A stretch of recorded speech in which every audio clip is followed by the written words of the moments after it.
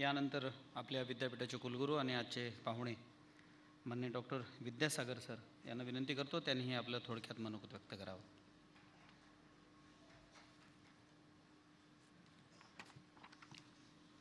व्यासपीठावर उपस्थित ज्येष्ठ पत्रकार आणि विचारवंत श्री कुमार केतकर, आजचे उत्सवमूर्ती तांबोळी सर, आमचे ज्येष्ठ मार्गदर्शक डॉक्टर कोतापल्ले सर, इतर सर्व मान्यवर बंधू आणि भगिनींनो, संयोजकांनी एक चांगली गोष्ट केली की मला थोडक्यात बोलायला सांगितलं आहे. कारण खूप भाषणं झालेली आहेत, चांगली भाषणं झालेली आहेत आणि माझा साहित्य हा तसा विषय नाही, त्यामुळे मला प्रश्नच होता की काय बोलायचं. पण तरी त्यामुळे मला जी 20 मिनटं दिली होती ती काही घेणार नाही मी. माझं भाषण 5 ते 7 मिनटामध्ये मी उरकणार आहे. त्यातला पहिला जो भाग आहे तो अर्थातच तांबोळी सरांविषयी आहे आणि त्यांनी जे काही केलं आतापर्यंत तर त्याच्याविषयी जर बोलायचं झालं तर त्यांचे अनेक पैलू तुम्हाला दिसतात. आणि कवीचा अमृत महोत्सव कसा साजरा करावा त्याचं एक चांगलं उदाहरण नांदेडकरांनी घालून दिलेलं आहे. कारण जन्मझुला या कविता संग्रहाचं प्रकाशन झालेलं आहे आणि तांबोळी सरांचे जे विविध पैलू आहेत त्याच्यामध्ये शिक्षक आहे, लेखक आहे, कवी आहे, माणूस आहे आणि ते मनस्वी आहेत, आत्ममग्न आहेत, तरी समाजाशी नाळ त्यांनी तोडलेली नाही. मिस्किल आहेत, फटकळ आहेत, खोचक आहेत, पण प्रेमळ आहेत आणि ते इतकेच उत्कट आहेत. म्हणजे अनेक गुण त्यांच्यामध्ये आहेत आणि त्यामुळेच त्यांना एवढं प्रेम लाभलेलं आहे, याच्याबद्दल शंका घ्यायचं काही कारण नाही. तरी त्यांचं असं एक धारणा आहे, त्यांचे मी कविता वाचली त्याच्यामधली, ती मला खूप भावली की आपुल्या चुलीची आपुली भाकर आसो करपली तरी चवदार. म्हणजे त्यांची जी धारणा आहे ती धारणा खूप योग्य अशी धारणा आहे असं मला वाटतं. कारण आपलं जे आहे ते आपलं असावं, इतरांच्या याच्यावर आपलं काही म्हणजे समाधान असू नये. ते मराठी भाषेवर प्रेम करणारे आहेत,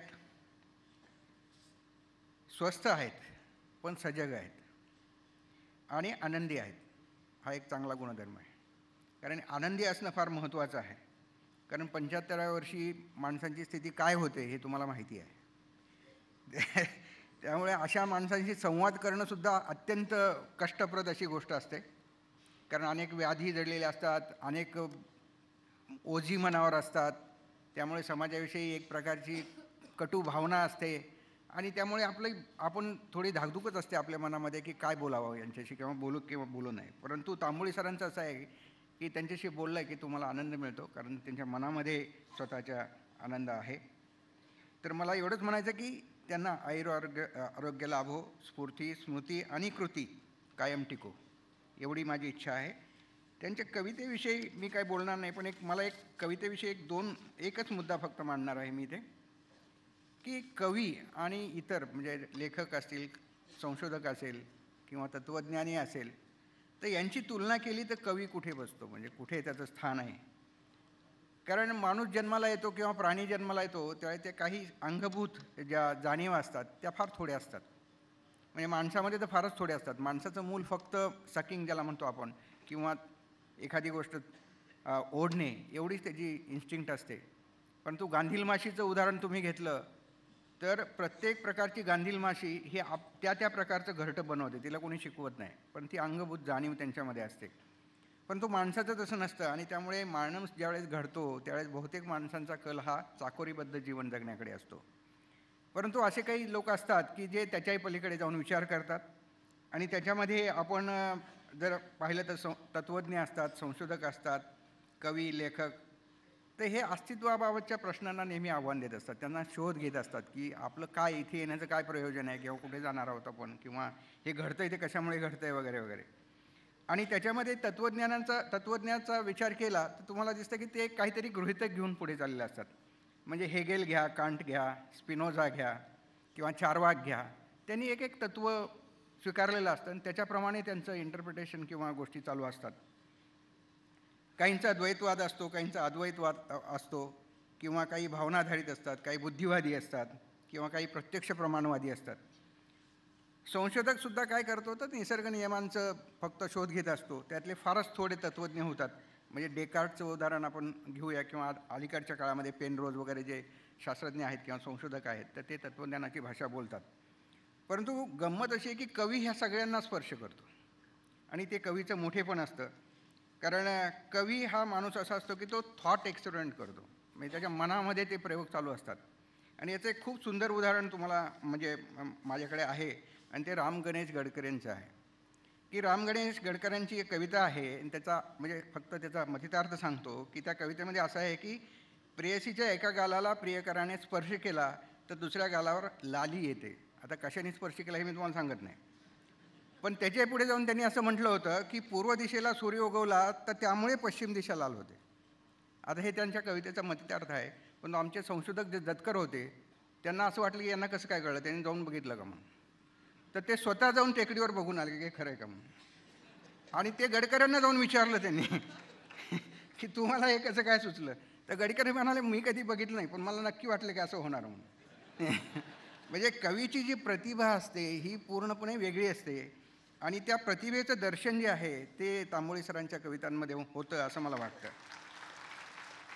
म्हणजे त्यांनी जे म्हटलं आहे की जगता जगता ओठावरती सहज कधी गाणे येते, मध्यावरचे ऊन जेव्हा पायाखालची सावली होते. म्हणजे ह्या ज्या ओळी आहेत ह्या सगळ्या अशा स्पर्शून जाणाऱ्या ओळी आहेत. किंवा परमेश्वरांबाबत त्यांनी जे म्हटलं आहे ते फार धक्कादायक आहे. बऱ्याच लोकांना ते पचेल का नाही मला माहीत नाही. स्वतःच्या अस्तित्वासाठी त्यालाही आपलाच आशीर्वाद हवा असतो असं ते म्हणतात. आणि मला असं वाटतं की हे जे त्यांनी करून ठेवलेलं आहे, हे जे संचित आहे ते संचित खूप मला असं वाटतं की मोलाचं आहे.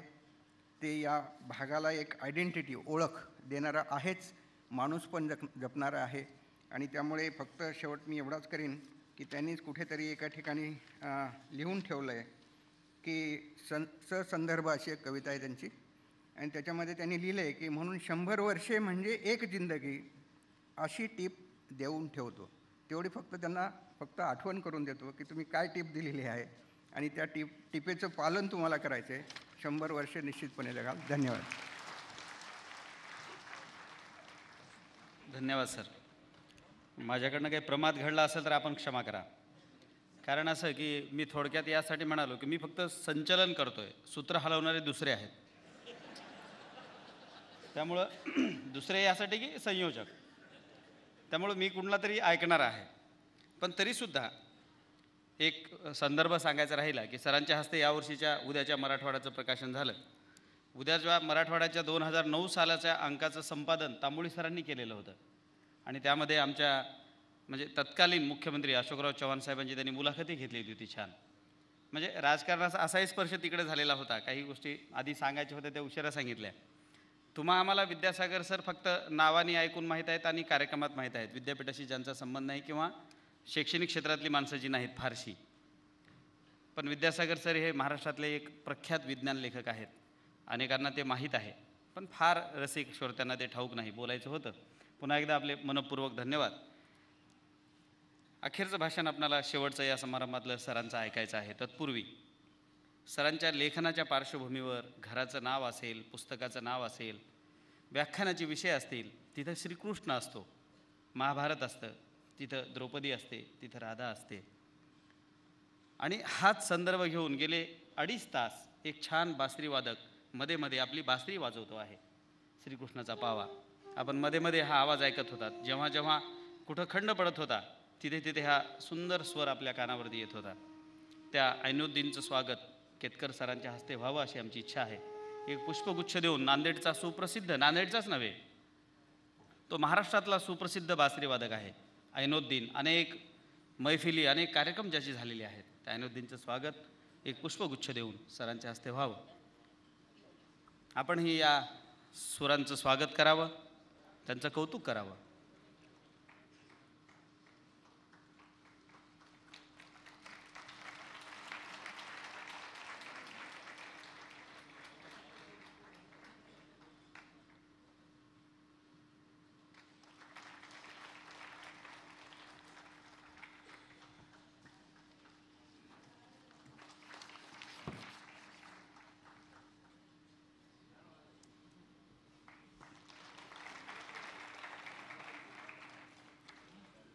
केतकर सरांनी बोलताना सांगितलं होतं की पुण्या मुंबईला मान्यता मिळाल्याशिवाय आपल्याकडे त्याची किंमत कळत नाही.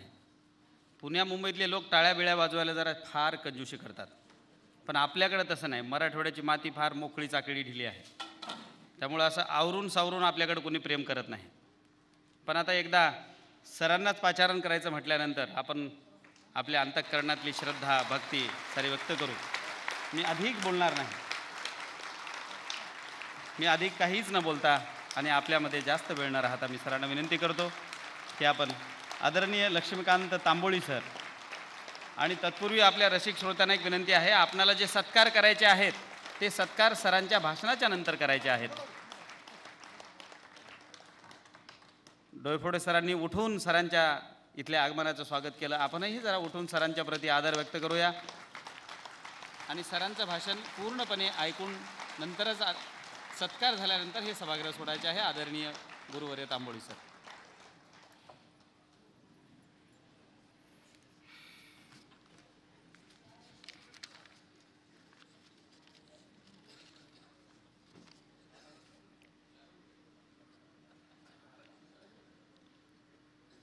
माझ्या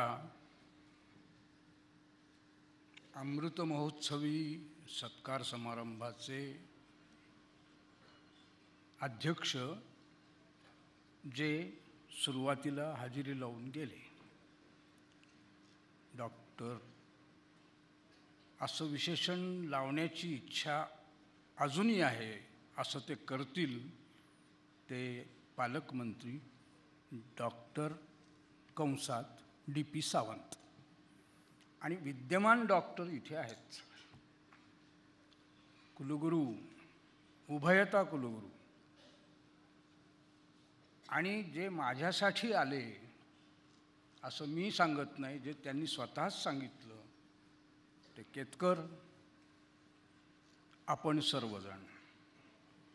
माझी मोठी पंचायत झालेली आहे. इतरावर बोलणं सोपं असतं, स्वतःवर बोलणं हे किती कठीण असतं याचा अनुभव आयुष्यात पहिल्यांदा मी घेणार आहे. त्याच्या आधी गालिबचा एक शेर तुम्हाला ऐकवतो. मी कवी आहे ना, दुसऱ्या कवीचा आधार घेतल्याशिवाय स्वतःच्या कविता जमत नाहीत. आणि असं प्रामाणिकपणे सांगणारा मी आहे. जे स्वयंभू कवी आहेत त्यांच्याविषयी मला काही म्हणायचं नाही. मी असं मानतो की मी या पूर्वसुरींच्या, मग गालिब असेल, ज्ञानेश्वर असतील, मर्ढेकर असतील, कुठल्याही भाषेतले सर्वश्रेष्ठ कवी त्यांच्याच खांद्यावर उभा आहे.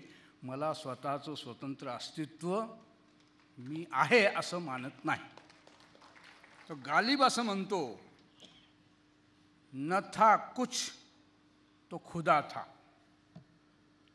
न था कुछ तो खुदा था, कुछ न होता तो खुदा होता, कुछ न होता तो खुदा होता, डुबोया मुझको उन्होंने, न होता मैं, डुबोया उन्होंने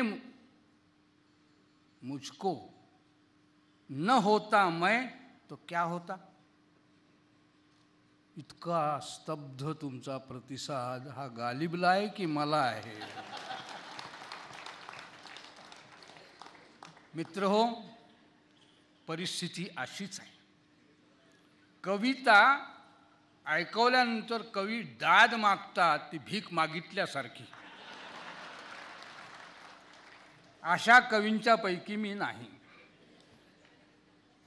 दाद द्या सांगावं लागतं को, पण परिस्थिती ही अशी आहे. याचा साक्षात प्रत्यय मला द्यायचा होता, म्हणून मी अशी विचित्र सुरुवात मुद्दाम केलेली आहे.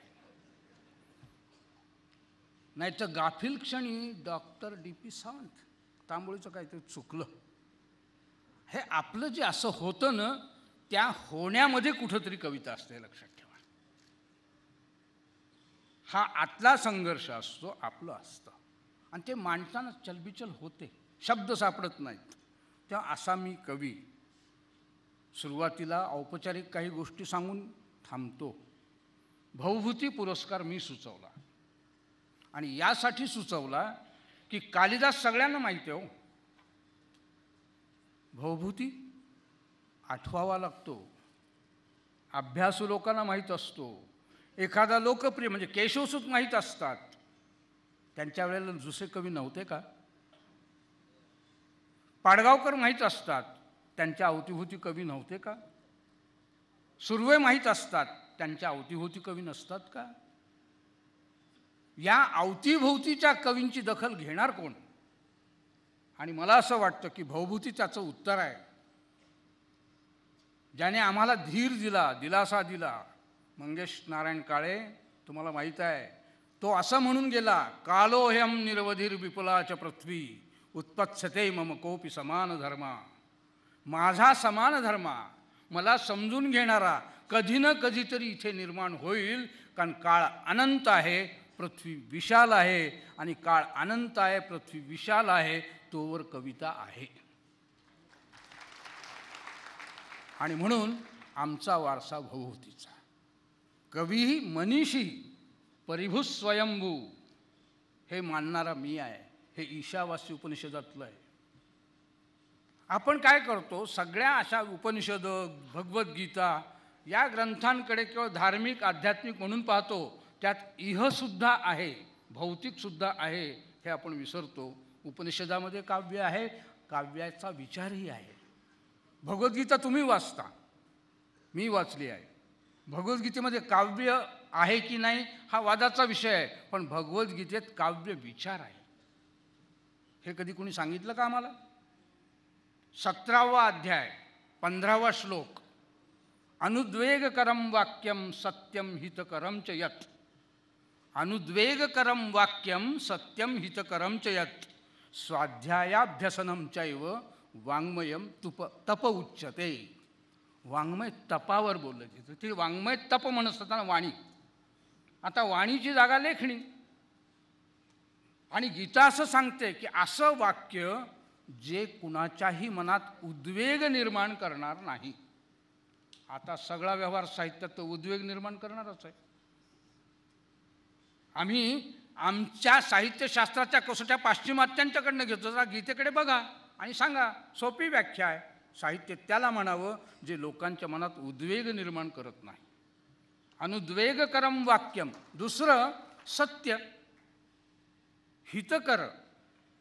सत्य हितकर आणि उद्वेग न निर्माण करणारं असं वाक्य म्हणजे साहित्य. आणि असं वाक्य अध्यात्मात ब्रह्मवाक्य म्हटलं आहे. हे कवितेचं ब्रह्म आहे. आणि हे कवितेचं ब्रह्म म्हटल्यानंतर विश्वात्मकतेची कल्पना तिथे येते. आणि मग मला कळतं की अरे फार सोपं आहे. What is universal. केशवसूत आमचे म्हणून गेले ना, विश्व ग्लोबलायझेशनच्या काळात आजच्या केशवसूत काय म्हणतात, विश्वाचा आकार केवढा, ज्याच्या त्याच्या डोक्या एवढा. संपलं. आमचं विश्व वेगळं आहे, पण डोक्याचं ज्याचं त्याचं डोकं तेवढं जग आहे. आणि म्हणून विश्वात्मकतेचा स्पर्श ज्याला होतो त्याचा अर्थ ज्याच्या त्याच्या डोक्याप्रमाणे त्याला विश्वात्मक अनुभूती कुठपर्यंत आली तिथपर्यंत.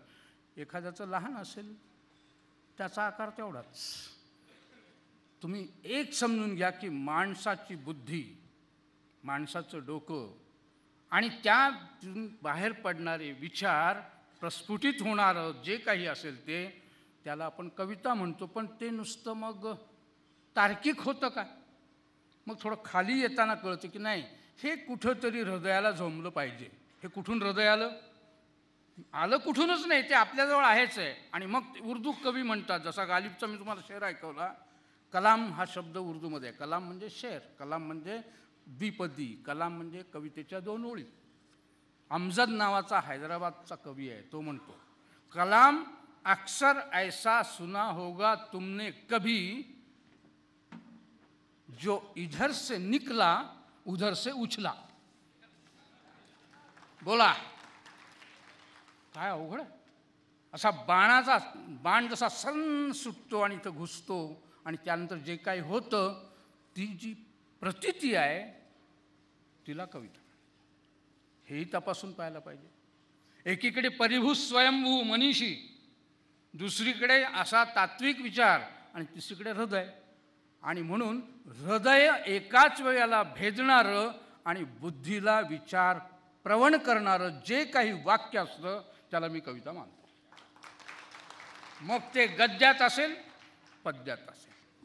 विश्वाचा आकार केवढा, ज्याच्या त्याच्या डोक्या एवढा लिहिणारे केशवसूत कविताच बोलतायत. मग अशी कुलगुरू विद्यासागरने सांगितलं की गडकऱ्यांचं उदाहरण दिलं. कल्पकथा कुठून येते? कल्पकथा हृदयातून येते की मस्तकातून? कविता मस्तकातून येते की हृदयातून? आम्हाला पडलेले प्रश्न आहेत. आणि मग काही लोक म्हणतात नाही हृदयातूनच. भावनांचा उद्रेक आणि व्याख्यापाठ सगळ्यांना आम्ही शिकवलेली आहे कोतापल्लीला. Spontaneous overflow of powerful feelings. अरे वा, शिवीसुद्धा पॉवरफुल फिलिंग आहे. शिवी देत नाही, घाबरू नका. Spontaneous overflow of powerful feelings तिथेच थांबतात. रिकलेक्टेड इन ट्रँक्विलिटी विसरतात. ज्याला ज्ञानेश्वरांनी शब्द दिला प्रतिती विश्रांतिकारिणी. प्रतिती विश्रांतिकारिणी मनोवस्था ज्याने निर्माण होते ती कविता असते. नाहीतर फार कठीण प्रकरण आहे. आणि सांगता येत नाही, शिकवता येत नाही. हो, खरंच सांगतो. काय शिकवूनही कधी कवी होतो असं आहे का व्हाईस चान्सलर महोदय दोघंही? This is to certify that from this date professor Tamboli नाही, श्री तांबोळी इज पोएट. ते जर सुरू झालं तर फार कठीण होईल, तसं होत नाही. आणि त्यामुळं कवितेची व्याख्या करण्याच्या भानगडीत मी पडत नाही. मी नेहमी हेच सांगतो, व्याख्या करू नका. आणि हे करत असताना जेव्हा एक कवी कवितेवर बोलतो तेव्हा तो काय करतो? तो व्याख्या करत नाही, तो स्वतःवरच बोलतो, स्वतःच्या अंतःकरणावरच बोलतो. आणि म्हणून गडकऱ्यांनी तिकडे पश्चिमेकडे लाली पसरते, पूर्वेकडे हे जे आहे ना, त्यांचा स्वतःचा अनुभव असेल नसेल प्रश्न तो नाही, तो स्वतःवरच बोलतो. त्याला त्या गुलाबी छटा आवडतात एवढंच आपण समजून घ्यावं. नाहीतर हिरवे हिरवे गार गालीचे हरितृणाच्या मखमालीचे म्हणताना हे काय हो, गालीचे कुठं असतो का? साधं गवत आहे ते. अवघड आहे. मी नेहमी उदाहरण देत होतो, अजूनही मला द्यावं असं वाटतं. शिळं झालेलं नाही. तिचं नाक चाफेकळीसारखं आहे म्हटल्यानंतर देठ कुठे शोधणारे जर लोक असतील, अवघड आहे की नाही सगळं? आणि मला चांगलं आठवतंय, कोतापल्ल्याने आठवत, मी असंच शिकवलेलं आहे की चाफेकळी म्हटल्यानंतर बस. नाही तर मुखचंद्र म्हटल्यानंतर फार पंचायत व्हायची हो सगळ्या घरोघरातल्या स्त्रियांची, प्रेयसींची, पत्न्यांची, की मुखचंद्र म्हणजे खड्डे कुठं आहेत, पाणी कुठं आहे. अरे आहे काही नाही. कविता ही वृत्ती आहे आणि ती जगणं, ती अनुभवणं हे त्याच्या मगदुरावर अवलंबून आहे. आणि म्हणून मी सुरुवातीला सांगितलं की व्याख्या शोधायची असेल तर गीतेकडे जाणं, अनुद्वेग करत. आता संपूर्ण साहित्याच्या परंपरा ज्या आहेत, शिवराळ साहित्य, अधिक्षेप करणारं साहित्य, समाजाच्या वाईट पद्धतीवर प्रहार करणारं साहित्य, मी त्यांना साहित्य मानतो. काव्याच्या व्याख्येमध्ये ते बसवायचं जर असेल तर रिकलेक्टेड इन ट्रँक्विलिटी तिथं येते का? प्रतिती विश्रांती होते का? आणि त्यावेळेला माझ्यापुढे येतात माऊली, ज्ञानेश्वर. कारण ते फार सुंदर मागणं आहे हो त्यांचं. मी अध्यात्मात जात नाही. एक सुंदर ओवी आहे ज्ञानेश्वरांची. ज्ञानेश्वर मागणं मागतायत कुणाजवळ? परमेश्वराजवळ. ते परमेश्वर मानत होते, आपण मानत नाही असं गृहीत धरू. अगा पूर्णैक धामा तुझा प्रसादू चंद्रमा, अगा पूर्णैक धामा तुझा प्रसादू चंद्रमा, करुमज पौर्णिमा स्फूर्तीची जो. हे मागणं आहे ज्ञानेश्वरांचं की माझ्या आयुष्यामध्ये कायमची पौर्णिमा राहू दे. कशाची पौर्णिमा? स्फूर्तीची पौर्णिमा. आणि ही स्फूर्तीची पौर्णिमा जो मागतोय त्याच्या काव्यात मग तुम्ही शोधत बसा. वाचे बरवे कवित्व, कवित्वी रसिकत्व, रसिकत्वी परतत्व स्पर्श जैसा. हे आम्ही शोधत बसलो. मागणं तर साधं आहे. मी असं मानणारा माणूस आहे. मी फार जुन्या मताचा आहे हो, की मराठी कवितेची परंपरा जर शोधायची असेल तर ते पाश्चिमात्यांची किंवा तथाकथित देशीमध्ये जाऊ नका. आमचे रचनाबंधच देशी आहेत. मी काय मानतो, ज्ञानेश्वर, तुकोबा हे माझे दोन डोळे आहेत. मी ज्ञानेश्वरी म्हणायला तयार नाही, मी ज्ञानोबाच म्हणतो. ज्ञानोबा, तुकोबा, गोरोबा, चोखोबा आणि आमच्या घराण्याचं संतोबा, कुठं नाथोबाई असतील. ही जी भाषा आहे ना, ही आपली भाषा आहे. त्यातला जो आबापणाचा भाग आहे, वयस्कतेचा भाग आहे, तो महत्त्वाचा आहे. आणि म्हणून अभंग विठ्ठल आहे. लक्षात घ्या, जबाबदारीने बोलतो. अभंग विठ्ठल आणि ओवी रुक्माई आहे. आमचा विठोबा अभंग आहे आणि आमची रुक्माई आमची ओवी आहे. अभंग आणि ओवी याच्या पलीकडे जर काही असेल तर तो साक्षात्कार आहे आणि तो या संत परंपरेनं आम्हाला दाखवलेला आहे. ही दिंडी घेऊन जातोय मी बघ. या दिंडीचा एक साधा वारकरी पायिक आहे आणि म्हणून अभंग आणि ओवी याला पर्यायी असा कुठला छंद, असा कुठला रचनाबंध, असं कुठलं वृत्त भारतीय भाषांमध्ये मला दाखवावं. मी माझं विधान क्षमा मागून परत घ्यायला तयार आहे. हा अस्मितेचा भाग म्हणून सांगत नाही, कारण बंधच वेगळा आहे. प्रत्येक भाषेचं वैशिष्ट्य आहे, प्रत्येक भाषेचं वचनं जशी कन्नडमध्ये आहेत आणि हे आम्ही विसरलो. मर्ढेकरांना सुद्धा जी नवकवी म्हणून मान्यता मिळाली, एकापेक्षा सरस आधुनिक नव जाणीवेचे अभंग लिहिले म्हणून. विंदा करंदीकरांनी सुद्धा अभंग. आणि आजचे कवी, तुम्ही क्षमा करा बरं का काळे, हे छंद लय माता हे काही मानत नाही. मारे माना न माना, तुम्हाला एवढं तर मान्य करावं लागेल, विना छंदो न शब्दोस्ती. छंदाशिवाय शब्द नाही, नादच आहे मुळात. विना छंदो न शब्दोस्ती न शब्द छंद वर्जिता. हा तुम्ही गद्य लिहिता ना, मी त्याला गद्य म्हणत नाही, तुमच्या कविताच आहेत हो, खरोखर कविता आहे. ती एक जी लय, आंतरिक लय, ती तर तुम्हाला मान्य करावं लागेल. आणि ती असते तुमच्या अनुभवाची, त्या अनुभवातल्या संयत अतिरेकी परिणामातून निर्माण झालेल्या तुमच्या श्वासाच्या लयीची. आणि म्हणून कवीला श्वासलय गण, त्या श्वासलयीचा हा जन्म झाला. काय हो जरा, मी सहज लिहून गेलो आणि मला इतका आनंद वाटतो की आता पुणे मुंबईविषयी जरा वेगळं बोलले ते, पण मला पुण्या मुंबईहूनच वेगळी दाद मिळाली. माझ्या दोनच ओळी आहेत, केतकर सर. भय सार्वभौम, भय सार्वभौम, बाकी सारे क्षम. बस. आता याला कविता म्हणायचं की नाही समीक्षकांनी ठरवावं.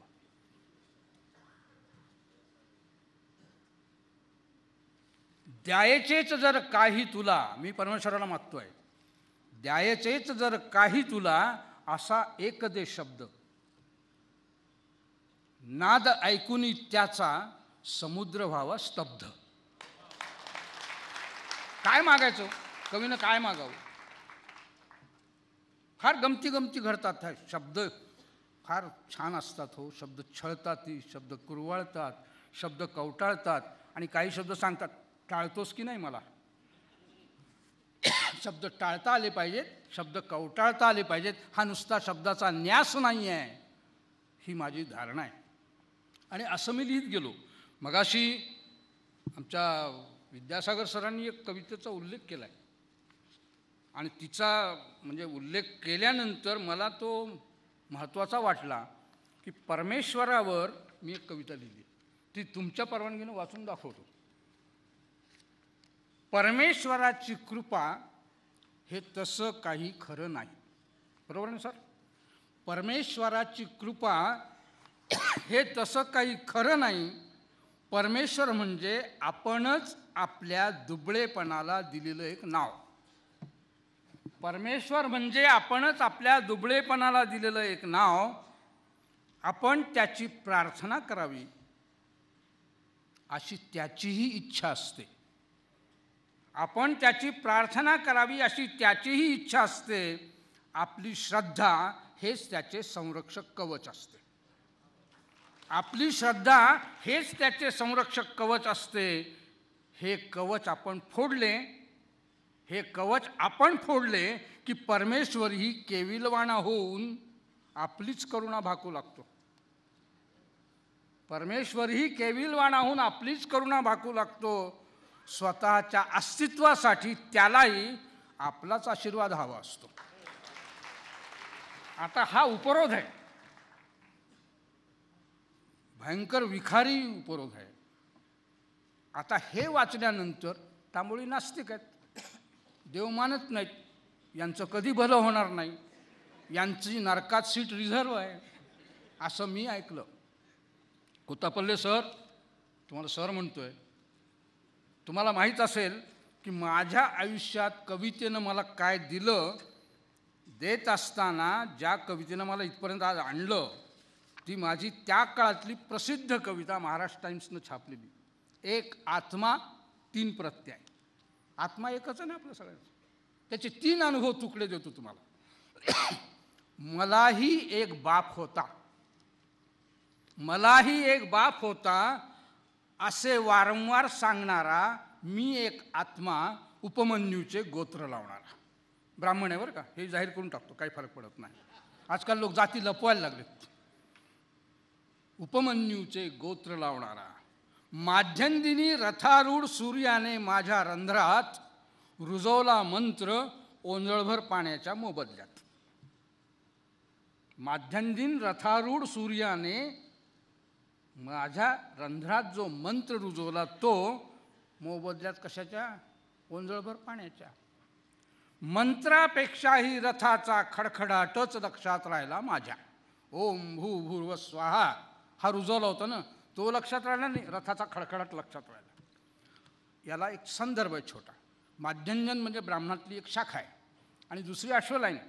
मंत्रोच्चारामध्ये ज्यांच्या उच्चारामध्ये ख जास्त येतो ते सगळे माध्यंजन, आणि खच्या ऐवजी ज्यांच्यात श येतो ते सगळे अश्वलाईन. आणि ते स्वतःला श्रेष्ठ समजतात. माध्यंजनाचं विशेषणच आहे, बुद्धिहीन आहेत. एवढंच की आमच्यात ज्ञानेश्वर निर्माण झाले. आता आमच्यात म्हणणं तर माझं ब्राह्मण्य जागा झालं की नाही, हे फार चमत्कारिक. ते माझ्यात रुजलेलं आणि ते मी लिहिलं. आणि म्हणून मी असं म्हटलंय की मंत्रापेक्षाही रथाचा खडखडाटच लक्षात राहिला माझ्या. उभे आहे घरटे माझे यजुर्वेदाच्या. 7 पिढ्यांनी माझ्या उबवली अंडी आपल्या पुरुषार्थाची. ही भाषा सहन होते? 7 पिढ्यांनी माझ्या उबवली अंडी आपल्या पुरुषार्थाची, सोय केली प्रत्येकाने केवळ आपल्या पिंडदानाची. सोय केली प्रत्येकाने केवळ आपल्या पिंडदानाची. आणि आता बघा, प्रत्येकाला असतो किमान एक तरी बाप. प्रत्येकाला असतो किमान एक तरी बाप. एवढे सोडले तर जग म्हणजे निव्वळ थाप. या कवितेनं तांबोळीला आज इथे उभं केलं आहे. ही आता काळे तुमच्या काळातली आहे की माझ्या काळातली आहे बघा. आणि त्याला विशेषण चालू कविता खूप टिंगलटावाळी झाली. ह्या असा जो प्रवास होतोय आपला, त्या प्रवासात शेवटी तांबोळी नावाचा कवी असो की काळे असो, तो काय शोधत चाललाय? स्वतःला, स्वतःतल्या विरूपतेला, स्वतःतल्या ज्या काही विकृती आहेत, स्वतःतल्या ज्या काही प्रवृत्ती आहेत त्याला. आणि मी असं मानणारा माणूस आहे की खाटकाच्या दुकानात सोलून सगळं काढून, सालपटं काढून, सगळं रक्त वगैरे काढून जसं विकायला ठेवतात की नाही लटकवत, तसं अंतःकरण सोलून काढून ठेवावं लागतं, तर कविता होते, नाही तर होत नाही. आता हे एवढं धीट आहे की ती धिक्कार करण्यासारखं आहे, पण माझी ही धारणा होती. आणि मग मला असं वाटलं की आपण हे लिहिलं सगळं ठीक आहे, कवितेनं आपल्याला हे सगळं दिलं आहे हेही ठीक आहे, पण कविता म्हणजे काय पुन्हा प्रश्न मलाच पडलेला आहे ना. आणि त्याचा शोध म्हणजे अजूनही मला अजूनही कविता सापडल्या अशा भ्रमात मी नाही. हा झाला कवितेच्या प्रवासातला भाग. आणि गंमत अशी आहे की अनुभव हे तुम्हाला कसे येतात, कसे बोलतं करतात, काही पसरट असतात, काही वर्णनात्मक असतात. मुद्दाम मी काही गोष्टी सांगतोय, या निमित्तानं मला बोलावंसं वाटतंय म्हणून. माझी एक गाजलेली कविता आहे. आता गाजलेली म्हणत असताना सापेक्ष घ्यायचं, कुणाला कशामुळं आवडते, कुणाला कशामुळं आवडते, भिन्न आहे. शहर आहे औरंगाबाद नावाची कविता. तपशील फक्त सांगतो. पंचक्की आहे ना औरंगाबादची, तिथे हिंदी, उर्दू आणि मराठी असं त्रैभाषिक संमेलन होतं, मुशायरा. आणि मला अभिमानानं सांगू द्या तुम्हाला, या कवितेचा उर्दूत अनुवाद झाला आहे. ते माझं अनुवाद झालं हे सांगण्यासाठी नाही, त्या उर्दू कवीला करावंसं वाटलं. तो माझ्या मागे 3 दिवस नाही सबूत बशर नवाज. शहर आहे औरंगाबाद. आता यात काही नाही, औरंगाबाद तुम्हाला माहीत आहे, शहर आहे हेही माहीत आहे. आता फक्त बघा, मी यानंतर काही बोलणार नाही या कवितेवर. हा औरंगाबादचा इतिहास नाही, हा औरंगाबादचा भूगोल नाही, औरंगाबादचं माझ्या मनावर उमटलेलं चित्र आहे. ते चित्र हे भावचित्र आहे. आता पाहते, आठवणींचे हिरवे जरतारी वस्त्र पांघरलेली इतिहासाची जणू कबर, तसे हे शहर.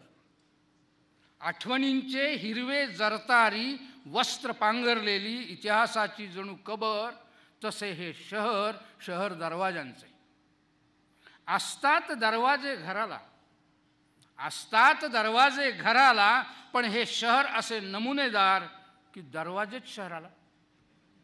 हे शहर असे नमुनेदार की दरवाजेच शहराला. कुठे भडकल, कुठे दिल्ली, तर कुठे पैठण. असतात सर्वत्र, तशा आहेत इथेही गल्ल्या, पण साम्राज्यपुऱ्यांचे. असतात सर्वत्र तशा आहेत इथेही गल्ल्या, पण साम्राज्यपुऱ्यांचे. म्हणतात हे शहर 52 पुऱ्यांचे. म्हणतात की हे शहर 52 पुऱ्यांचे. बेगमपासून कोतवालपर्यंत, उस्मानपासून मोमीनपर्यंत. बेगमपासून कोतवालपर्यंत, उस्मानपासून मोमीनपर्यंत. अमीन गनीम अधूनमधून, पदमपुरा दुरून दुरून. अमीन गनीम अधूनमधून, पदमपुरा दुरून दुरून. एक सवारी औरंगपुरा, है कोई चेलीपुरा. चला, छोटं का होईना हास्य मिळालं. म्हणजे चेलीपुरा कशासाठी प्रसिद्ध आहे माहीत आहे, म्हणजे अजूनही माहिती, याचा आनंद आहे. आता चेलीपुरात काय मला माहिती नाही. पदमपुरा दुरून दुरून आणि चेलीपुरा जवळ आपण आलो. आता पुढे बघा, पाहून बीबीचा मकबरा, पाहून बीबीचा मकबरा, ओळखून घ्यावा ताजमहालचा नखरा. पाहूनच बीबीचा मकबरा, ओळखून घ्यावा ताजमहालचा नखरा. सोनेरी महालात ही कधी काळी उजळला होता चंद्रगौर चेहरा. सोनेरी महालात ही उजळला होता कधी काळी चंद्रगौर चेहरा. तशी नावापुरतीच उरली आहे आता पंचक्की. तशी नावापुरतीच उरली आहे आता पंचक्की. पण इथल्या घोड्यांची नाल मात्र पक्की. औरंगाबाद घोडं टांगा, इथल्या घोड्यांची नाल मात्र पक्की. होते म्हणतात कधी काळी सज्ज इथे अश्वदल. होते म्हणतात कधी काळी सज्ज इथे अश्वदल. आता अश्वाचे बनलेत घोडे, ओढतात टांगे. आता अश्वाचे बनलेत घोडे, ओढतात टांगे. एक सवारी दिवान देवडी, है कोई किराणा चावडी. एक सवारी दिवान देवडी, है कोई किराणा चावडी. हातपाय पोटाशी घेऊन पडावा एखादा फकीर, तसे हे शहर. हातपाय पोटाशी घेऊन पडावा फकीर, तसे हे शहर. शहर चबुतऱ्यांनी वेढलेले, खंदकातील हिरव्या पाण्यात स्वतःचा चेहरा न्याहाळीत बसलेले. इथे मारुतीही सुपारी पुरता, इथे मारुतीही सुपारी पुरता. आणि नागेश्वर खडकेश्वर उगीच आपले पेन्शनेश्वर. आणि नागेश्वर खडकेश्वर उगीच आपले पेन्शनेश्वर. अजिंठ्याची चित्रलिपी कधीच वाचली नाही या शहराने. अजिंठ्याची चित्रलिपी कधीच वाचली नाही या शहराने. ऐकली नाही कधी मृत्युंजयी हाक वेरूळच्या घृष्णेश्वराची. ऐकलीही नाही कधी. जो येतो तो धरतो रस्ता थेट वेरूळ अजिंठ्याचा. जो येतो तो धरतो रस्ता थेट वेरूळ अजिंठ्याचा. आणि हिमरू मशरूच्या धाग्यात शोधित बसतो जर पैठणीचा. हिमरू मशरूच्या धाग्यात शोधित बसतो जर पैठणीचा. अव्हेरले सौभाग्य लेणे या शहराने, अव्हेरले सौभाग्य लेणे या शहराने. भरजरी पैठणीचे ऐकले नाही कधी रडणे नाथांनी कडेवर घेतलेल्या पोराचे. ऐकले नाही कधी रडणे नाथांनी कडेवर घेतलेल्या पोराचे, चटक चांदण्या नव्या इमारती हसतात पाहून आता या शहराला. 5 स्टार हॉटेल्स. चटक चांदण्या नव्या इमारती हसतात पाहून आता या शहराला. पंचतारांकित हॉटेल्स खिजवतात डोळे मिचकावून सोनेरी महालाला. पंचतारांकित हॉटेल्स खिजवतात डोळे मिचकावून सोनेरी महालाला. म्हणाला मला चांद टांगेवाला, म्हणाला मला चांद टांगेवाला, साहब वो औरंगाबाद तो कब का हुआ बर्बाद. म्हणाला मला चांद टांगेवाला, साहब वो औरंगाबाद तो कब का हुआ बर्बाद. खंदक भी बन गया गंदी नाला. गंदा नाही, गंदी नाला म्हणतात तिथे.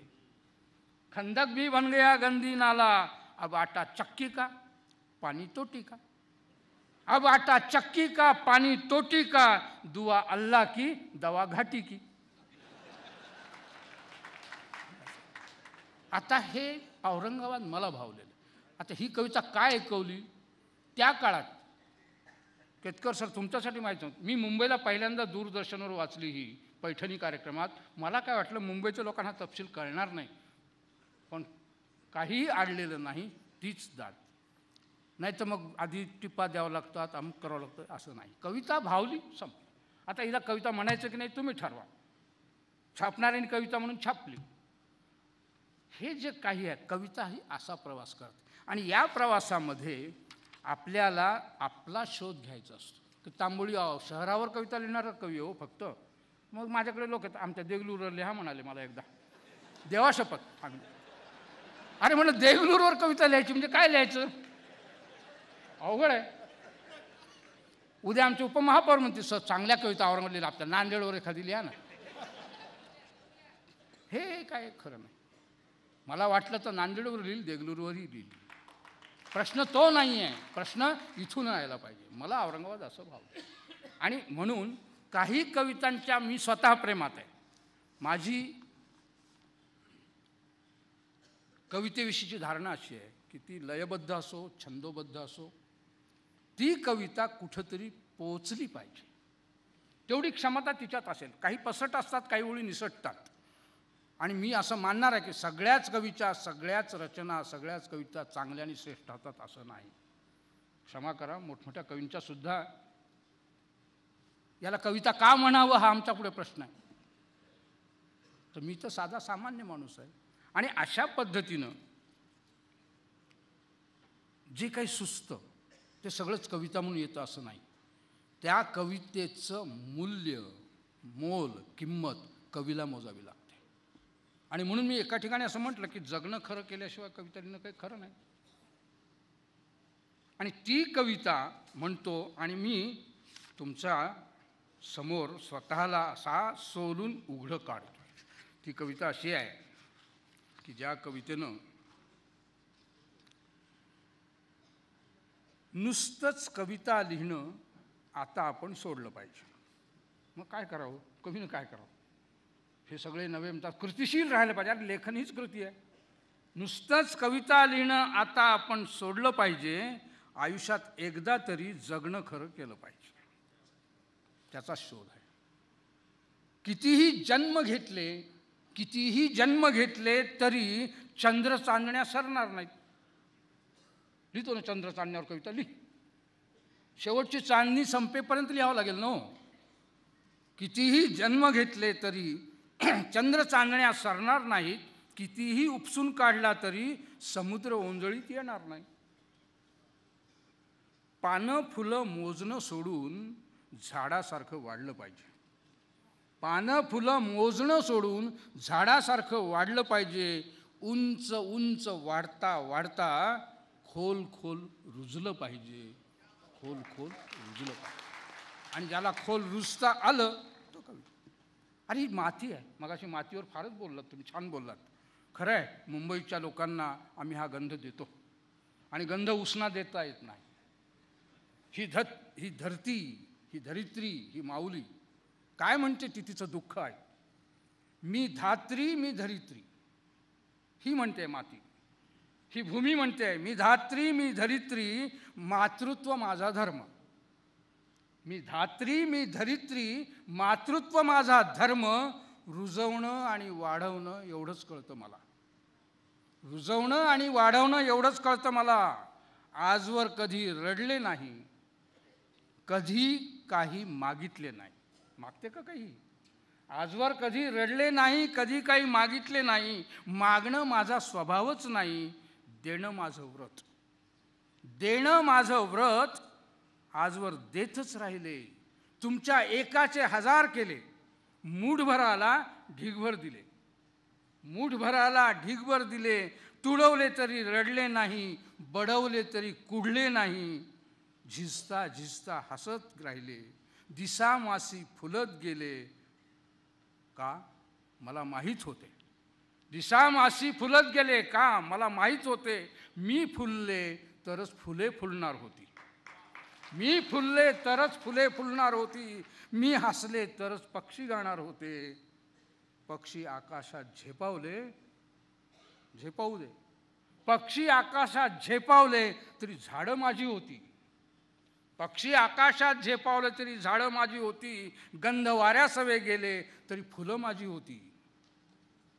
माझे नाते ना चंद्राशी ना सूर्याशी. माझे नाते ना चंद्राशी ना सूर्याशी, ना वाऱ्याशी ना ताऱ्याशी. माझे नाते देठ तुटल्या फुलाशी. माझे नाते देठ तुटल्या फुलाशी.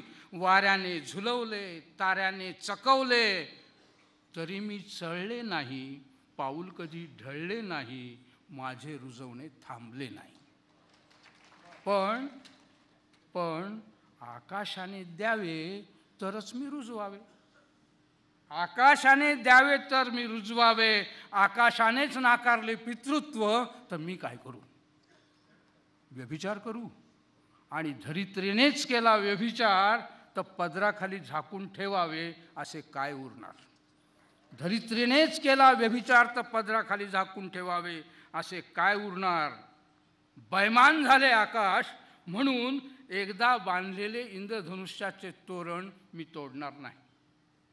बैमान झाले आकाश म्हणून एकदा बांधलेले इंद्रधनुष्याचे तोरण मी तोडणार नाही. कारण हातची दोरीच निसटली तर पाळणा पुन्हा हलणार नाही. हातची दोरीच निसटली तर पाळणा पुन्हा हलणार नाही. हे धरित्रीचं मागणं आहे, हे धरित्रीचं गाणं आहे. आणि असा प्रवास करत करत या जन्मझुल्यापर्यंत पोचलो. कविता खरोखर श्वासासारखी माझ्या पोटची. जन्मासोबत श्वास आला, सगळ्यांचाच जन्मासोबत श्वास आला, श्वासासोबत कविता. मृत्यूनंतर श्वास जाईल, कुठे राहील कविता? बस हे जे माझं व्रत आहे आणि ते मी मांडलेलं आहे आणि माझ्या पद्धतीनं मांडलं. मित्र हो, कविता खूप वेळ वाचता येते. कवितेवर आम्ही काय रात्री जागू शकतो? प्रश्न तो नाही आहे. मला हे सगळं का, की कुठेतरी हा संवाद कवीचा आणि जगाचा, कवीचा आणि वर्तमानाचा, कवीचा आणि सध्याच्या विद्यमान प्रदूषित वातावरणाचा व्हायला हवा आहे. तो नाही आहे आणि तो व्हावा ही माझी इच्छा आहे. कारण आताची परिस्थिती अशी आहे. भर्तृहरीचा एक श्लोक आहे. समाज कसा आहे आता? मला जो त्या भर्तृहरीच्या शब्दातून मांडता येईल, मला स्वतःला मांडता येणार नाही. बोद्धारो मत्सरग्रस्ता, केतकर सर, बोद्धारो मत्सरग्रस्ता प्रभवस्मयदूषिता. जे बुद्धिमान आहेत, विचारवंत आहेत, ते सगळे मत्सरग्रस्त आहेत. बुद्धिमान विचारवंत सगळे एकमेकांचा मत्सर करण्यात व्यग्र आहेत. बोद्धारो मत्सरग्रस्ता प्रभवस्मयदूषिता. जे सत्ताधारी आहेत, जे प्रभावशाली आहेत, वर्चस्व ज्यांचं आहे, ते संशयानं पछाडलेले आहेत. बुद्धिमान मत्सरग्रस्त, सत्ताधीश संशयाने पछाडलेले, अबोधोपहताश्चान्ये, जे अज्ञानी आहेत, सामान्य आपल्यासारखी माणसं, ते त्यांना काहीच कळत नाही काय चाललंय ते. जे अबोध आहेत ते हताश्चान्ये. अशा परिस्थितीत कविता कुठं आणायची हो? तो आमचा भर्तृहरी म्हणतो, बोद्धारो मत्सरग्रस्ता प्रभवस्मयदूषिता अबोधोपहताश्चान्ये जीर्णमंगे सुभाषितम. सुभाषित म्हणजे कवित्व, त्याला अभिप्रेत आहे. अशा ठिकाणी कविता कुठून येणार? काळ असा आहे आणि अशा काळात कविता. तिनं काय करावं येऊन? समाजातला मत्सर. आणि म्हणून माझी अत्यंत तळमळीची प्रार्थना आहे की जगामधलं एकच समर्थ उद्गार जर कुणाचे असतील, मागणं कुणाचं असेल, ज्ञानेश्वरांसारखे समर्थ, म्हणजे समर्थ संप्रदाय वगैरे अर्थ नाही मला म्हणायचं, रामदास नाही म्हणायचं, जे खळांची व्यंकटी सांडो. बस आज खरी गरज आहे. तुमच्या माझ्या मनातला वाकडेपणा संपला पाहिजे. आपण किती वाकड्यात जातो आणि किती वाकडं देशाचंही करतो आहोत, समाजाचं करतो आहोत. म्हणजे खळांची व्यंकटी सांडो ते या परस्परे जडो मैत्र जीवाचे. आणि ही भावना माझी त्यात आहे. आणि म्हणून कवित्व हे जिरत चाललं आहे, सुभाषित समाप्त होत चाललं आहे. कवितेची दृष्टी जाऊ द्या हो. कवित्व हे जीवनाला उभारी देणारं आहे, ही एक आंतरिक शक्ती आहे, याचंही भान आम्हाला राहिलेलं नाही. आणि म्हणून कवितेची टिंगल होते. कविता कशा पद्धतीने लोक पाहतात. तुमच्यापैकी अनेकांना माहीत असलेला किस्सा आहे की 3 कवी चालले होते, जाता जाता पाहत बसले आणि जाता जाता त्यांना एक दृश्य दिसलं. काय दृश्य होतं? एक असं तळं आणि तिथे एक झाड. झाड कशाचं? जांभळाचं. पाहिलं एका कवीनं, वाह. पाहिल्यानंतर त्याला एक ओळ सुचली. आपले 3 कवीच होते ना.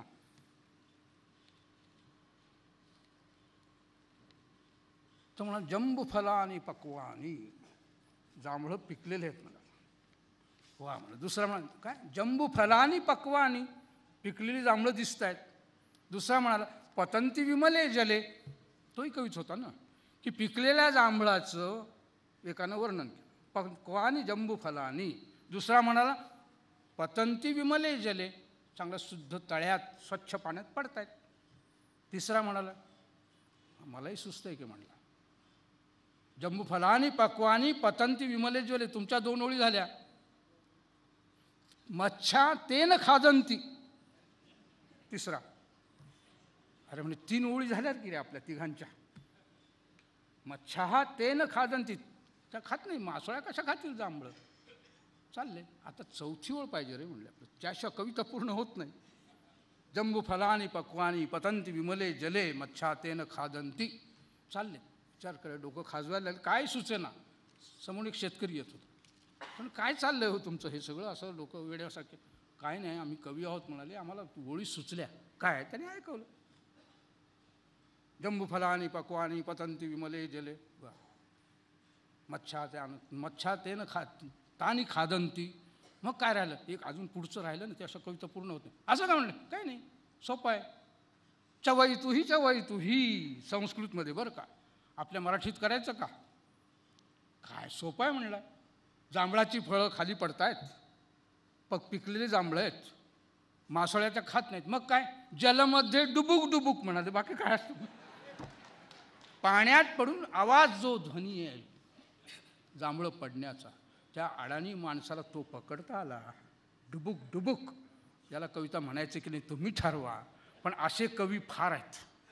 आणि त्या कवींना माझा साष्टांग दंडवत आहे की बाबांनो, चवई तुही. आणि अशा कवींचा काळ जर असेल तर जीर्णमंगे सुभाषितम. सुदैवानं आपण भाग्यवान आहोत की आपल्या मराठीला फार छान परंपरा आहे. आणि त्या परंपरेतले सगळे कवी मला आशीर्वाद देण्यासाठी माझ्या पाठीशी आहेत. म्हणून मी सुरुवात केली, मी या कवींच्या पाठीवर. म्हणून नवं जुनं असं मी कधी मानतच नाही. आणि यासाठी आता समाज कसा बनला पाहिजे, आपण सगळ्या घोषणा करतो, राजकीय पुढारी सगळं काही सांगतात, आणि सांगताना आपण ऐकतो, टाळ्याही वाजवतो. फार पॉप्युलर शब्द आहेत. डॉक्टर नागनाथ कोतापल्ले, मी सुद्धा त्याच वेळी जाती अंत व्हायला पाहिजे म्हणतो ना आपण. चांगलीच गोष्ट आहे. जात्यंत, जी जात नाही ती जात माटे म्हणून गेले, चुकलं असेल त्यांचं. समाज असा तरच अंत्योदय होईल. शेवटच्या स्तरावरचा माणूस उदयाला यायचा असेल तर आधी जाती नष्ट व्हायला पाहिजे. आणि आमच्या भाषेतला पहिल्यांदा हा जातीवंत हुशार आहे, हा जातीवंत प्रज्ञावान आहे. ही भाषाही आपल्याला बदलावं लागेल. ती कुठून आली हे ठीक आहे, TC वरून जात काढा, तसं नाही आहे. जे उपजत आहे, जे जात आहे, जन्मजात आहे, त्याच्यावर असा विखारी संस्कार करणं हे अपराध आहे. आणि म्हणून अनुद्वेगकरम वाक्यम म्हटलं, मी सूत्र सोडलेलं नाही. एवढी मनाची उदारता असेल तर ज्ञानेश्वरासारखा पसायदान लिहू शकतो. नसेल तर मग करमणुकीच्या कविता होतात, हाशा टाळ्या. आणि मला तर काही वेळेस इतका कंटाळा नव्हे, संताप येतो की कवितेकडनं आपण चुकीचंच मागतो. हो, हसवलं की वा वा कविता छान, टाळ्या मिळाले की कविता छान. अरे कविता अशी असते की तुम्हाला दाद देणं सोडा, कविता मौनात घेऊन जाते आणि तुम्ही विचार करत जाता, जी एकाच वेळेला हृदयाला भिडते आणि मेंदूला झिंझिण्या आणते आणि तिथून ठिणगी पडल्यानंतर काहीतरी क्रांती प्रवणता येते. क्रांती म्हणजे बदल या अर्थाने, फार मोठी क्रांती मला अभिप्रेत नाही. त्याला मी कविता मानतो. आणि म्हणून तुमच्या साक्षीनं मला अनेकांनी, माझ्या मित्रांनी आग्रह केला.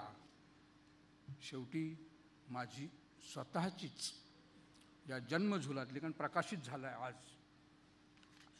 दयाळा एवढे द्यावे म्हणतो आणि मी थांबतो. कारण आज मला बोलायचं होतं, मनोगतच आहे ना, भाषण नाहीच आहे. मी सांगितलं आज सगळ्यात अवघड क्षण माझा आहे आणि आजचं सगळ्यात वाईट भाषण माझं असेल तर आजचं आहे. की तुम्ही म्हणायची गरज नाही, मलाच कळलं. त्याचं कारण आहे ना, मी मला कसं सोलून काढू, आणि काढताना यातना होतात ना. तर हे जे पसायदान आहे माझं, मी ज्ञानेश्वर नाही, तेवढी पात्रताही नाही, पण केव्हा तर लिहून गेलो आणि ही अनेकांना आवडली. अनेक जण असं लिहून ठेवतात, दयाळा एवढे द्यावे. मागणं आहे, प्रार्थना आहे. दयाळा एवढे द्यावे, फुलांचे रंग ना जावे. दयाळा एवढे द्यावे, फुलांचे रंग ना जावे. उडाया पाखरांसाठी जरा आभाळ ठेवावे. दयाळा एवढे द्यावे. मळोना पदर कोणाचा, मळोना पदर कोणाचा, अमंगळ स्पर्श ना होवो. मळोना पदर कोणाचा, अमंगळ स्पर्श ना होवो. कुण्याही बायलेकीची रिकामी कूस ना राहो. कुण्याही बायलेकीची रिकामी कूस ना राहो. दयाळा एवढे द्यावं. घराला उंबरा राहो, घराला उंबरा राहो, पेटती राहू दे चूल. घराला उंबरा राहो, पेटती राहू दे चूल. कुण्याही माय पदराशी खेळते राहू दे मुलं. कुण्याही माय पदराशी खेळते राहू दे मुलं. फुलांचा भार ना व्हावा, फुलांचा भार ना व्हावा कधीही कोणत्या देठा. फुलांचा भार ना व्हावा कधीही कोणत्या देठा. चालत्या पावलांसाठी असू दे मोकळ्या वाटा. चालत्या पावलांसाठी असू दे मोकळ्या वाटा. तान्हुल्या बाळ ओठांचा तुटोना दे कधी पान्हा. तान्हुल्या बाळ ओठांचा तुटोना दे कधी पान्हा. असू दे माय कोणाची, असू दे कोणता ताना. चालता तिमिर वाटेने, चालता तिमिर वाटेने सोबती चांदणे यावे. चालता तिमिर वाटेने सोबती चांदणे यावे. घणांचे घाव होताना फुलांनी सांत्वना यावे. घणांचे घाव होताना फुलांनी सांत्वना यावे. कितीही पेटू दे ज्वाळा, जळाचा जाळ ना व्हावा. कितीही पेटू दे ज्वाळा, जळाचा जाळ ना व्हावा. बरसल्या थेंब थेंबाचा भुईतून कोंभ उगवावा. बरसल्या थेंब थेंबाचा भुईतून कोंभ उगवावा. दयाळा एवढे द्यावे. दयाळा एवढे द्यावे, फुलांचे रंग ना जावे म्हटलंय. शेवट आहे, दयाळा एवढे द्यावे, भुईचे अंगमी व्हावे. दयाळा एवढे द्यावे, भुईचे अंगमी व्हावे. शेवटी श्वास जाताना फुलांचे रंगमी व्हावे. शेवटी श्वास जाताना फुलांचे रंगमी व्हावे. धन्यवाद.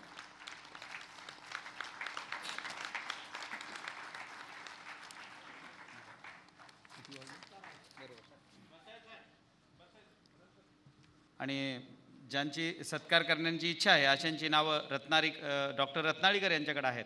विश्वनाथ रत्नाळीकर या सर्व नावांची उद्घोषणा करतील. आभारासाठी माननीय गजानन पिंपरखेडे.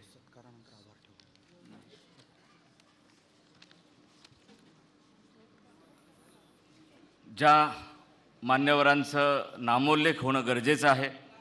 त्यांच्यासाठी हा कार्यक्रम आहे. सरांच्या शब्दांमधून सुरू करतोय. आयुष्य म्हणावे याला, वर खाली जावा झोका, दुनियेने मौज बघावी, पडण्याचा मजला धोका. सरांनी अत्यंत अनेक धोके पत्करून अनेक विद्यार्थी मोठे केले, अनेकांना घडवलं आणि त्यांचा हा अमृतोत्सव साजरा करताना अमृत महोत्सव समितीला त्यांनी होकार दिला. याबद्दल प्रथमतः मी सत्कारमूर्ती प्राध्यापक लक्ष्मीकांत तांबोळी यांचे शतशः आभार मानतो.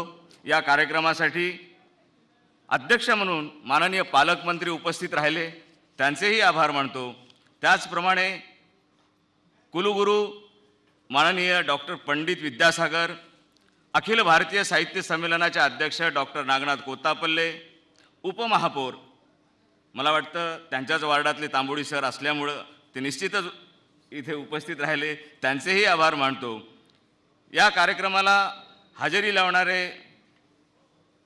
या ठिकाणी सर्वच उपस्थित रसिकांचं मी आभार मानतो. आमचे डॉक्टर जगदीश कदम आणि स्वागताध्यक्ष मारुती वाडेकर आणि प्राध्यापक नागनाथ पाटील यांनी अहोरात्र मेहनत घेऊन इबितदारांच्या सोबत हे काम केलेलं आहे. खरोखर त्यांचा हा नामोल्लेख होणं गरजेचं आहे. त्याचप्रमाणे जगन शेळके, बालाजी इबितदार, गंगाधर जोशी, नारायण शिंदे, डॉक्टर दीपक कासाळीकर, बापू दासरी, लक्ष्मण मलगीरवार यांचाही या ठिकाणी नामोल्लेख होणे गरजेचं वाटते. या कार्यक्रमाची प्रसिद्धी दूरवर पसरवणारी सर्व वृत्तपत्रे, इलेक्ट्रॉनिक मीडिया, सर्व पत्रकार बंधू यांचीही मी कृतज्ञता व्यक्त करतो. नांदेड वाघाडा मनपाने आम्हाला होर्डिंग लावण्याची जी मोलाची सहकार्य केले त्याबद्दल त्यांचेही मी आभार मानतो. हे कुसुम सभागृह वेळेआधी आम्हाला प्राप्त करून देण्याबद्दल मी शारदा भुवन शिक्षण संस्थेचेही आभार मानतो. हा मराठवाडा गीत सादर करणारी ही मंडळी, प्रमोद देशपांडे आणि त्यांचे विद्यार्थी यांचेही मी आभार मानतो. विद्युत पुरवठा सुरळीत ठेवल्याबद्दल मी विद्युत मंडळाचेही आभार मानतो. एक सुंदर बासरी वादन केल्याबद्दल ऐनुद्दीनचेही मी यावेळी आभार मानतो. तसंच हा कार्यक्रम यशस्वी व्हावा म्हणून वेळोवेळी सल्ला देणारे आमचे सल्लागार पत्रकार संजीव कुलकर्णी, केशव गोंडसे पाटील, भगवानराव पाटील भिलवंडे, प्राध्यापक देवदत्त तुंगार, रमेश सरोदे यांचंही मी कृतज्ञतापूर्वक नामोल्लेख करतो. समिती सदस्य डॉक्टर विश्वनाथ रत्नाळीकर, कल्पना जाधव, डॉक्टर अनंत राऊत, वैजनाथ तोनसुरे, प्रसिद्धी प्रमुख विजय बंडवार यांचाही या कार्यक्रमात सिंहाचा वाटा आहे हे सांगावं लागतं. तसेच या ठिकाणी डॉक्टर रवी तांबोळी यांनी आम्हाला खूप मदत केलेली आहे. कवी मंगेश काळे यांनी हा पुरस्कार स्वीकारला, त्यांचंही मी आभार मानतो. प्राचार्य Kumbhar sir, Savji bank Jintur, Bhagyalakshmi bank, Nipuna developers, Nanded Waghada महानगरपालिका, नयन बाराहाते या सर्वांनी आम्हाला मदत केली. या सर्वांचे मी आभार मानतो. फोटोग्राफर, सर्व रांगोळीकार, सर्व ज्ञात व अज्ञात जेवढी मंडळी आहे त्या सर्वांचे मी मनपूर्वक आभार मानतो. आणि सर्वात उपेक्षित राहणारी जमात म्हणजे सूत्रसंचालक, आणि या ठिकाणी सुरेख सूत्रसंचालन करून 3 तास ज्यांनी खिळवून ठेवलं ते माझे मित्र व्यंकटेश चौधरी यांचेही मी आभार मानतो.